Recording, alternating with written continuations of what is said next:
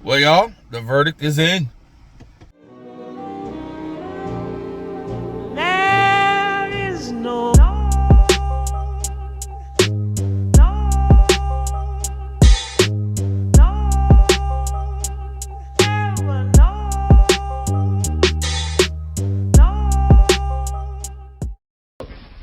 No. We'll do it live. Fuck it. Welcome back to the Will Hemi Show.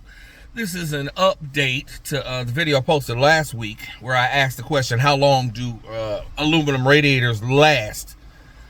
I asked the question because I had a string of bad luck with 3 separate aluminum radiators that I had purchased. One high-end, very expensive one middle of the road, and one cheap from Amazon.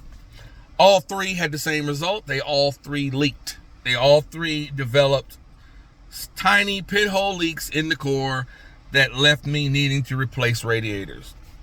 Well, this past Saturday, after I made that video, I replaced, well, actually it was before I made the video. I replaced the radiator that I had been using in the Chrysler 300 that I'm driving right now. Replaced it with the Mishimoto, brand new. And it's been performing wonderfully the entire week. I got all the air bled out. Everything's beautiful. Now, the question was, how long does a aluminum radiator last? I was under the impression that they all leak within a year. As my experience, my anecdotal experience, that's what I found out. That's what I thought. I said, it can't be right because people still buy them. This should be known. If that was the case, it would be known by now, right? Right. So, I went online, posted the video to every Facebook group I was in, posted it on Twitter, X, posted on TikTok. Check out my new TikTok, by the way. Need some followers over there. But anyway, I posted it everywhere, and I got the same conclusion.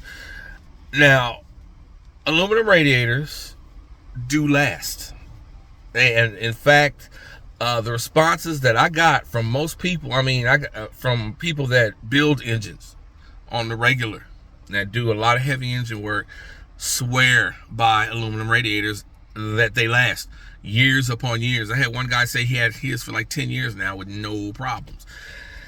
That was the overwhelming response that I got of everywhere that I posted, is that aluminum radiators last long time, and that it made me wonder, how the hell was I having such horrible, rotten luck with aluminum radiators, right? So I had to put my mind to the game, try to figure out what's going on. Well, one thing that I had going on that none of the other people had was they had not had any overheating episodes while they were running their aluminum radiators. Now, if you run an all aluminum radiator, high end, mid, or low, doesn't really matter. If it doesn't overheat, it lasts. My problem was I was having overheating issues unrelated to the radiator itself. I was having fan issues on the 2 vehicles that I placed aluminum radiators in. One, I had a loose connection in the tip-em, which was giving me random no fans, and I'm sitting here overheating like, what the hell's going on? And my temperature got up to 240s multiple times, and that was on this car. And on my Jeep Cherokee, same thing. There was a little connection down at the fan that had burned itself out. Over time, they burned themselves out on the Grand Cherokee, and you have to replace them. I didn't know that. Mine had burned itself out, so it wasn't making good connection all the time. So you'd be sitting somewhere, and the temperature just spiked. And then all of a sudden, it would come back down, right? Because the fan wasn't coming on. And I'm sitting still when this is happening. It never overheated while I was moving on any car. But anyway, 3, 4, 5 overheating episodes, 240 degrees or better, to where you're getting check gauges on the screen, on the EVIC screen, or you're getting the red temperature gauge pop up in the center of your gauge cluster. That's hot. Now, I never suffered any major damage, no major structural or internal damage to the engine. I never lost a head gasket, no warped heads. The car didn't stop running, the engine didn't seize, none of that. Car always ran fine after that. But every time I ran one of those overheating episodes, it weakened something in the core. This is what the conclusion I've come to, is that it will damage it slowly. Now, will that happen also with the stock plastic cap radiator? Well, the question is, I don't know. Now, I never lost. Okay, I take it back. I had one plastic radiator go because it developed a crack at the water upper hose inlet. Just the little stub that sticks out where you put the hose, slide the hose on.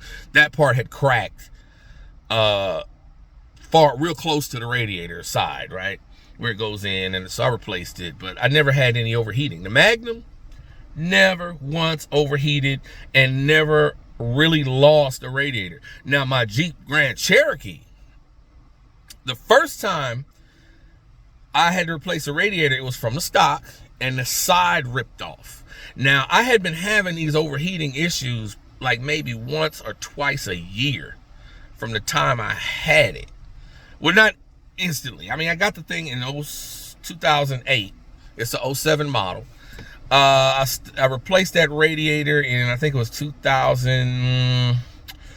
Woo! It was late in the game, 2012, 13, something like that, right? So it had been doing that overheat thing once a year, maybe. And eventually, I'm rolling on one of the hottest days of the year. I'm driving up to 605, headed to San Bernardino, and the side of the radiator pulls off. That was the only failure I'd ever had from a stock radiator. Now, that one could have been old. I mean, that's generally the way radiators fail. Stock radiators usually fail. The plastic side pulls out of the pinches of the core body, right? That's what happened there, and I replaced it. The Magnum never failed like that. No, I've never had any other failure like that. But I never had a core failure. The 300 lost its radiator due to a fan exploding, so I didn't really have a chance to stretch that one out. And I didn't have any overheating episodes before that fan exploded and took out that radiator. So I'm thinking that radiators mostly last many years. Many years. And all aluminum radiators, now, the difference, I think they last as many years too. But I also think if a plastic radiator, stock radiator, can handle more overheating episodes than an all aluminum radiator before a core leak, I would have to say it would be because the sides of an all aluminum radiator are metal. So they are welded to the core. There's no real room for flex. Now, I know aluminum is soft and aluminum flexes more than other metals, but it doesn't flex as much as plastic. So you might be stressing with high pressure, high temperature, boiling water being forced to stay inside the system, and it wants to boil, but it can't, because if you get running a cap that's strong enough, you won't let it boil until you pop the cap. But I'm thinking maybe that the aluminum sides on the aluminum radiator might be part of the reason that causes the core to give out first versus the side pulling off, because the side is not going to pull off of an all aluminum. So basically all I can tell you is, from my anecdotal evidence and the engineering that I think went into these things, our all aluminum radiators are a safe purchase and probably a pretty wise purchase.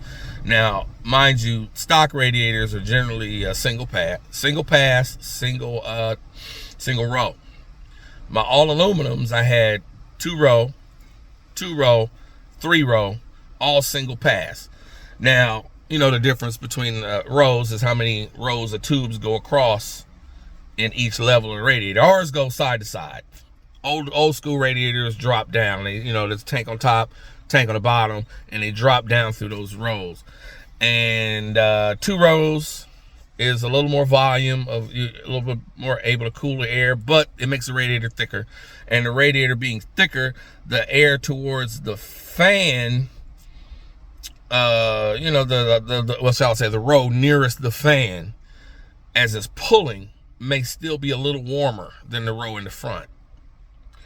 So you kind of get those losses, but you got more volume. So it all kinds of balances itself out. And then you got multiple passes where the fluid comes in one side of the radiator, goes across, hits the other side, drops down, goes across again. That's a 2-pass. Then drops down again, goes across the very bottom of the radiator. That's a 3-pass radiator. Those are usually more racing applications, but they do cool a lot more. But you also need a little more pressure to make all that happen. So your water pump is working a little harder. So you run the risk of wearing that out or not even having enough pressure to push all 3 of those passes. So, like I said, there's a lot of engineering involved. It's a lot to think about, lots of trade-offs when you're trying to purchase your all aluminum radiator. But I think you're safe to stay close to the stock size, close to the stock row count. 1 or 2 rows is good. I had a 3-row radiator, but it did not seem to work any better in street driving than the 2-row all aluminum that I had. So a lot of research needs to be done, but I say go find one that other people have used and works well and enjoy yourself, because those 3-row radiators can get mighty thick. And I had a 3-row radiator in this car, and the fan damn near touched the radiator in the engine compartment. And it was fun getting the fan in and out with that big 3-row radiator in there.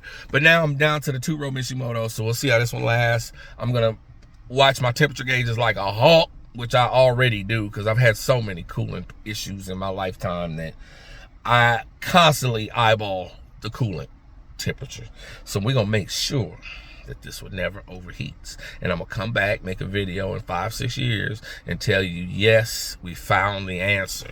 So until that time, I'll be keeping this Hemi, or one just like it, maybe a new one, if Stellantis, you know, does their thing, under my right foot. Till then, thank you very much for watching. Please give me a like, share this video, and subscribe. And, you know, if you want to do super chat, can't do super chat because this is not live. But if you want to send a gift or a sticker or some crap like that, please do.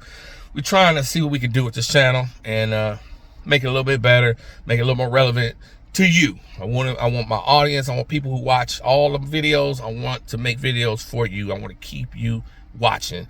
And we're gonna narrow it down. I know I've been all over the place making videos like crazy, and you know, all different kinds of stuff, trying everything, but we're gonna have to settle on one type of video on this channel.